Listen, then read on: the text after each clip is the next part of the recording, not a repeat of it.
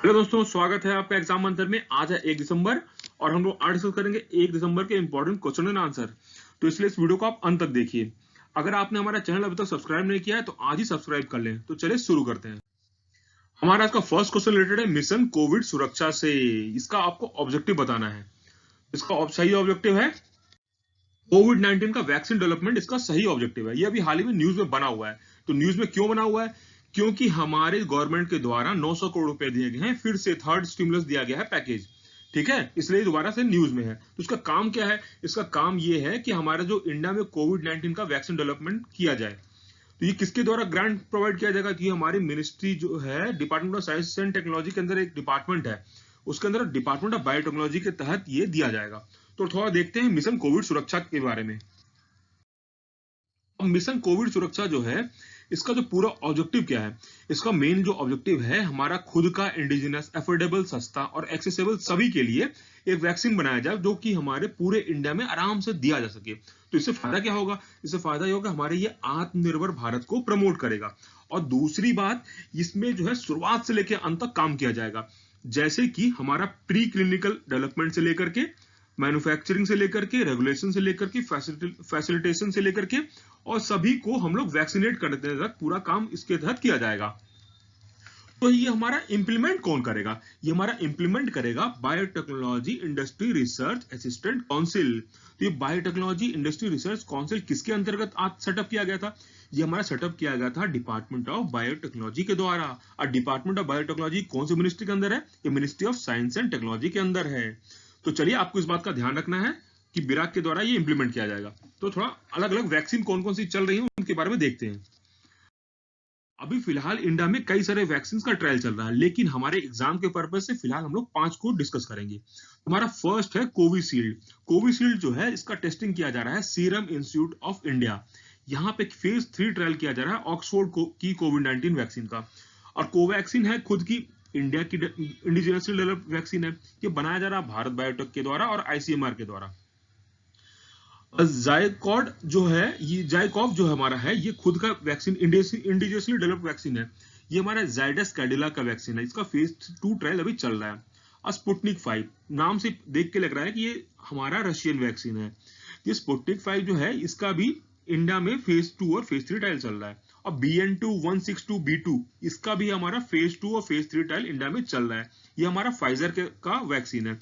इसलिए आपको इन पांचों का नाम ध्यान रखना है और कौन सी कंपनी के द्वारा ये मैन्युफैक्चर किया और टेस्टिंग किया जाएगा, इसको आपको ध्यान रखना है।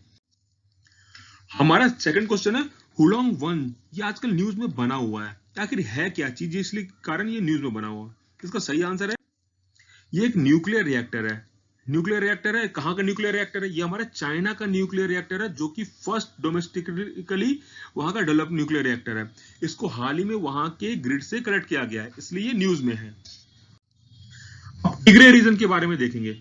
ये फिर से न्यूज में है, फिर से क्या, कंटिन्यूअस न्यूज में ही है। तो आपको इस बात का ध्यान रखना है ये कहां पे लोकेटेड है। तो इसका सही आंसर है, ये हमारा लोकेटेड है, इथोपिया में लोकेटेड है। ठीक है, इथोपिया में लोकेटेड है। और इथोपिया आप देखिए मैप पे, ये रहा इथोपिया हमारा मैप पे, देख सकते हैं कहां पे है इथोपिया। हमारे इरिट्रिया, जिबूती और सोमालिया के बगल में है, लैंडलॉक कंट्री है ये। और इसी के अंदर पड़ता है हमारा टिग्रे रीजन। तो हमारे प्राइम मिनिस्टर कौन है इथोपिया के? इथोपिया के प्राइम मिनिस्टर है एबी अहमद। एबी अहमद यहाँ के प्राइम मिनिस्टर है। इथोपिया कैपिटल क्या है? आदिस अबाबा कैपिटल है। ठीक है, हमारा इरिट्रिया का कैपिटल क्या है? इरिट्रिया कैपिटल है अस्मारा। जिबूती का क्या है? Djibouti city. सोमालिया का कैपिटल क्या है? सोमालिया का है मोगाडिशु। तो आपको ये चारों कंट्री, जो कि हॉर्न ऑफ अफ्रीका के नाम से भी जाना जाता है, इनको भी ध्यान में रखना है, इनके कैपिटल भी ध्यान में रखने हैं। और हमारा टिग्रे रीजन कहां पड़ता है? ये हमारा पड़ता है इथोपिया के अंदर। तो चलिए आगे बढ़ते हैं।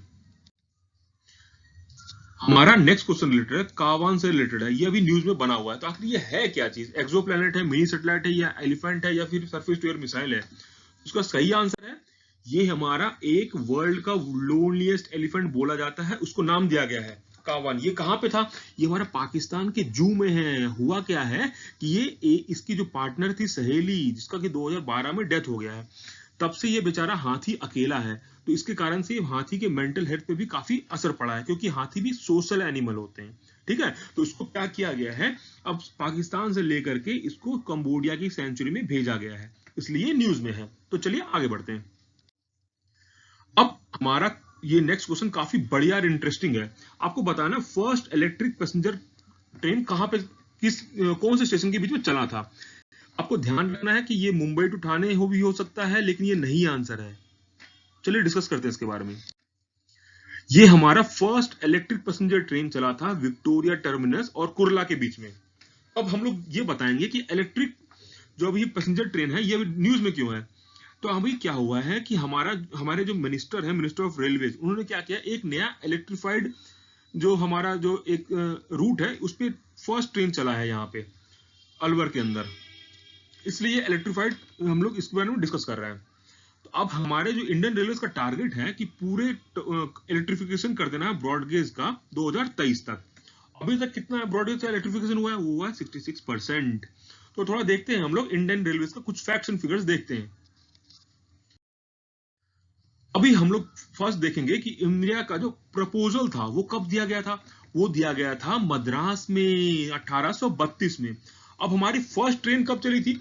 वो फर्स्ट ट्रेन सभी को लगता है कि हमारी जो मुंबई टू ठाणे चली थी, लेकिन ये गलत है। ये था हमारा पैसेंजर ट्रेन। इस बात का आपको ध्यान रखना है कि एग्जाम में पैसेंजर ट्रेन पूछ रहा है, इलेक्ट्रिक ट्रेन पूछ रहा है या नॉर्मल ट्रेन पूछ रहा है। अगर नॉर्मल ट्रेन की बात करेंगे तो हमारा चला था 1837 के अंदर, फर्स्ट ट्रेन चला था। वो कहां से कहां तक, वो उसका नाम था रेड हिल रेलवे था। वो किस लिए यूज हुआ था, वो हमारा यूज हुआ था transporting granite for road building. और हमारा पैसेंजर ट्रेन की जब बात करेंगे तो वो हमारा चला था मुंबई से लेके ठाणे तक। अब इलेक्ट्रिफाइड पैसेंजर ट्रेन की बात करेंगे तो वो हमारा चला था विक्टोरिया टर्मिनस से कुर्ला के बीच में। अब इंडियन रेलवे नेशनलाइज कब हुआ, ऑब्वियसली आजादी के बाद हुआ होगा, तो वो हमारा कब हुआ था 1951 में।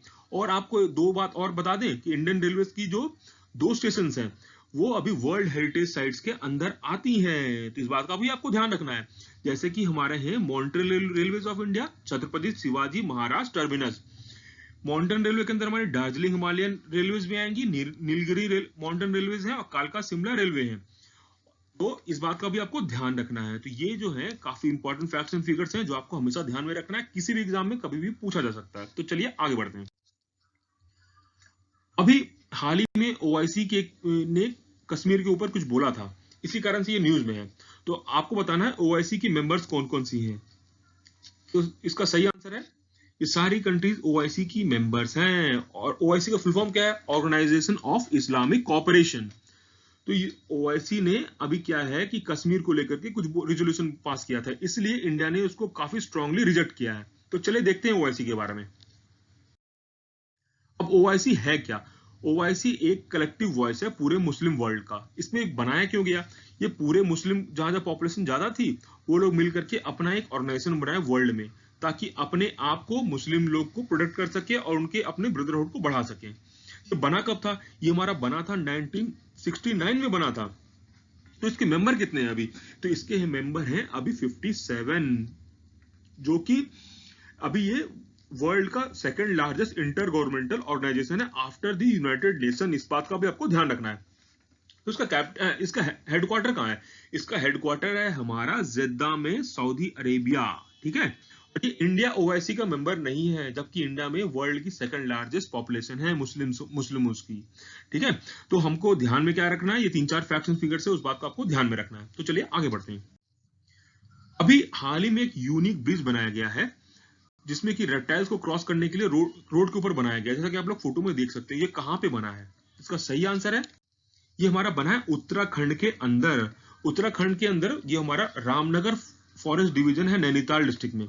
इन्होंने एक इको ब्रिज बनाया है। इको ब्रिज किस चीज से बनाया है, इन्होंने बनाया है 90 फुट लॉन्ग ब्रिज बनाया है, बैम्बू जूट ग्रासेस को लेकर के एक ब्रिज बनाया है। इससे होगा क्या कि जंगल में जो लिजार्ड, स्नेक्स, सांप हो गए, स्क्वेरल्स हो गए, बंदर हो गए, वो ऊपर से ही क्रॉस कर जाए, रोड पे न आए, जिससे कि उनको हानि हो सकती है। अगर रोड पे आने के कारण एक्सीडेंट हो सकता है, इसलिए उनको ऊपर ब्रिज बना दिया गया है। ये 2 लेन जो ब्रिज है, इसका हाईवे है, इसका नाम है कालादुंगी नैनीताल हाईवे। इस बात का आपको ध्यान रखना है कि कौन सा हाईवे है, कालादुंगी नैनीताल हाईवे है। तो कहां पे पड़ता है, ये पड़ता है हमारा उत्तराखंड में। तो चलिए आगे बढ़ते हैं।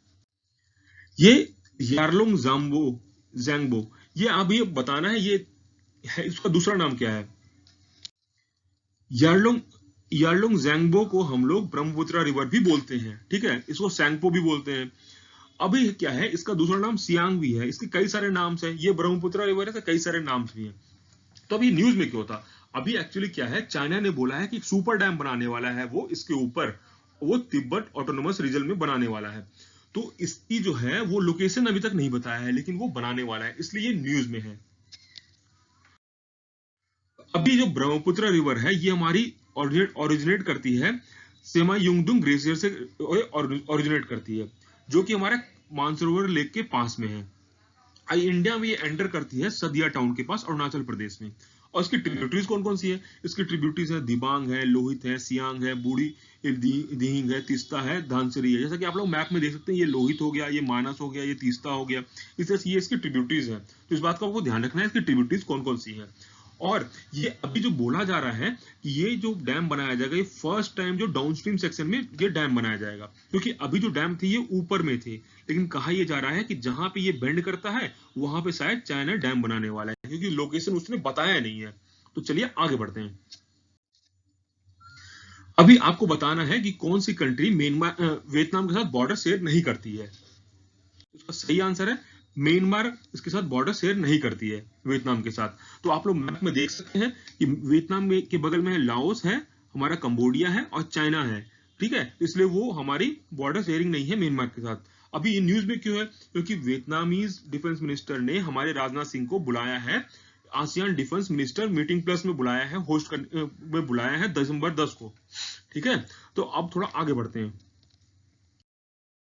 वियतनाम की कैपिटल क्या है, इसकी कैपिटल है हनोई। वियतनाम की करेंसी क्या है, डोंग। यहाँ के प्राइम मिनिस्टर कौन है, न्यूऑन्ग जोंग फुक है इनके यहाँ के प्राइम मिनिस्टर। वियतनाम को हम लोग निकनेम भी दिया जाता है किंगडम ऑफ मोटर बाइक्स भी दिया जाता है, क्योंकि यहाँ पे मोटर बाइक्स की संख्या काफी ज्यादा है। और आपको क्या पता है कि वर्ल्ड की बिगेस्ट केव भी वियतनाम में ही है, जिसका नाम है सॉन्डोंग केव। इस बात का आपको ध्यान रखना है। और वियतनाम जो है वर्ल्ड का लार्जेस्ट प्रोड्यूसर और एक्सपोर्टर है हमारे ब्लैक पेपर का, ठीक है। ये फैक्ट को भी आपको ध्यान में रखना है। और इंडिया में तो फिर लार्जेस्ट प्रोड्यूसर कौन है, तो इंडिया के अंदर है कर्नाटका, जो ब्लैक पेपर का लार्जेस्ट प्रोड्यूसर है। अब वियतनाम को आप लोग देख सकते हैं कि बॉर्डरिंग जो कंट्रीज कौन कौन सी है। अब आपको नेबरिंग कंट्रीज के भी कैपिटल याद रखने हैं, जैसे कि कंबोडिया का हमारा हो गया फिनोम पेन, कंबोडिया का हमारा फिनोम पेन कैपिटल, ठीक है। और हमारा लाओस का हो गया वेंतियानीज, ठीक है। इसमें आपको ध्यान में रखना है कैपिटल सभी के नेबरिंग कंट्रीज के। तो चलिए आगे बढ़ते हैं। हमारा आज का लास्ट क्वेश्चन है, आपको बताना फाउंडर ऑफ जो एक ऑर्गेनाइजेशन है विश्व विद्या, इसके फाउंडर है कौन है, ये ब्राजील में है। इसका सही आंसर है जोनस मसीटी, इसके फाउंडर हैं। तो ये अभी न्यूज में क्यों था, क्योंकि हमारे प्रधानमंत्री जी ने मन की बात में इसके बारे में बताया था। तो ये वहां कर क्या रहे हैं, ये जो है जोनस जो है वहां पे वेदांता के मैसेज दे रहे हैं, भगवत गीता के बारे में पढ़ा रहे हैं। कहां पढ़ा रहे हैं, ब्राजील में रियो दी जेनेरियो के पास ये पढ़ा रहे हैं, पेट्रोपोलिस में पढ़ा रहे हैं, ठीक है। इसलिए न्यूज में था। तो दोस्तों इसी के साथ हमारा क्वेश्चन आंसर सेशन आज समाप्त होता है। आशा करते हैं आपको हमारा वीडियो अच्छा लगा होगा। अगर अच्छा लगा है तो बिल्कुल आप सब्सक्राइब कर लें। तो और फिर इसे लाइक शेयर और सब्सक्राइब करना ना भूलें। तो चलिए फिर कल मिलते हैं, धन्यवाद।